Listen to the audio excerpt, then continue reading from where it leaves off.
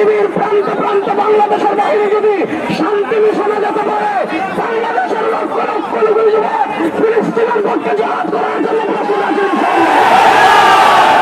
2 নম্বর আমি যে কথা বলবো, আমরা মানচিত্রের বিভাজনের কারণে ফিলিস্তিনে এখন যেতে পারছি না, কিন্তু এখন আমাদের সবচেয়ে বড় যে মিশন ইসরায়েলি পণ্য প্রস্তুত আছে। আজ থেকে আমরা কোকা-কোলা খাবো, আজ থেকে আমরা কোকা-কোলা খাবো।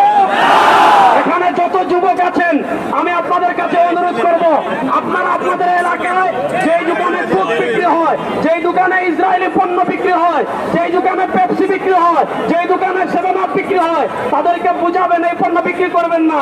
এরপরে যদি বিক্রি করে সেই দোকান এখন থেকে বয়কট করা হবে ইনশাআল্লাহ।